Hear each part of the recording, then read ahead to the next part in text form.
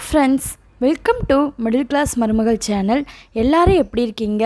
இன்றைக்கி 100 days weight loss சேலஞ்சில் day 35. No rice, no sugar, no oil fry diet தான் நான் ஃபாலோ பண்ணிகிட்ருக்கேன். காலையில் எந்திரிச்சோடனே ஃப்ரெஷ்ஷப் ஆகிட்டு டெரஸ்க்கு வந்துட்டேன். தம்பி பாப்பாவுக்கு பால் கொடுத்துட்டு அவங்களும் எந்திரிச்சிட்டாங்க. அதனால் அவங்களுக்குலாம் பால் ஆற்றி கொடுத்துட்டு டெரஸ்க்கு வரப்போ ரொம்ப கொஞ்சம் வெயிலே வந்துருச்சு.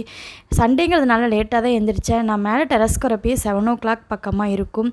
மேலே வந்துட்டு நல்லா வாக்கிங் பண்ண ஆரம்பிச்சிட்டேன். பாப்பாவை சைடில் தான் நிழல் பார்த்து உட்கார வச்சுருக்கேன். அவள் இன்றைக்கி கொஞ்சம் அழுந்துட்டா. நான் பாதி எக்ஸசைஸ் ஸ்டார்ட் பண்ணலாம் அப்படின்னு நினைக்கிறப்பயே பாப்பா அழுவ ஆரம்பிச்சிட்டா. அதனால் என்னால் பண்ணவே முடியல. ஒரே ஒரு டம்ளர் தண்ணி மட்டும் நார்மல் வாட்டர் தான் குடிச்சிட்டு டெரஸ்க்கு வந்துடுவேன். கோல்டு வாட்டர் குடிக்க மாட்டேன், நார்மல் வாட்டர் தான் குடித்தேன். டீயும் யுவாவும் எந்திரிக்கிறதுக்கு முன்னாடியே நான் டெரஸ்க்கு சீக்கிரமாக எழுந்து வந்திருந்தேன்னா என்னோடய ரொட்டீன் எல்லாம் கரெக்டாக பண்ணியிருப்பேன். வாக்கிங் பண்ணுறது, ஸ்கிப்பிங் ப்ளஸ் எக்ஸசைஸ். ஆனால் இன்றைக்கி பண்ண முடியல. கீழே போயிட்டு க்ரீன் டீ தான் எப்பயும் போல் குடித்தேன்.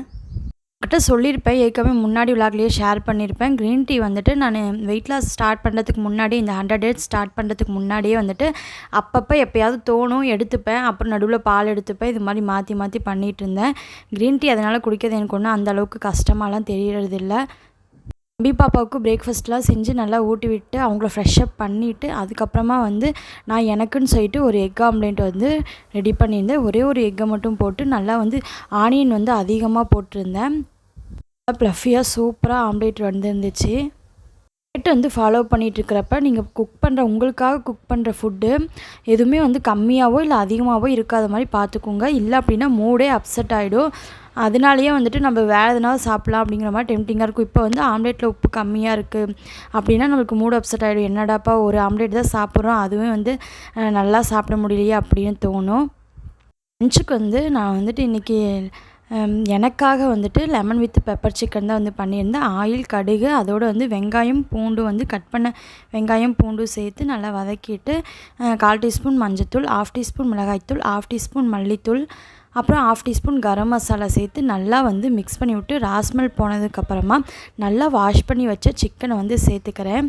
இதுக்கு சிக்கன் போன்லெஸ்ஸாக இருந்தால் இன்னும் சூப்பராக இருக்கும். ஆனால் நான் போன்லெஸ் சிக்கனை தம்பி பாப்பாவுக்கு சில்லி போட்டு கொடுத்தேன். கர்ட் ரைஸ் வித் சில்லி அவங்களுக்கு கொடுத்தேன். தம்பி லைட்டாக இதுவும் சாப்பிட்டான். பாப்பா இதெல்லாம் சாப்பிட மாட்டா. அவள் நான்வெஜ் எடுக்கிறோம் அப்படின்னாவே ரசம் சாப்பாடும் தயிர் சாப்பாடும் தான் அதிகமாக சாப்பிடுவாள். அவளுக்கு 1.5 வயசு தான் ஆகுது.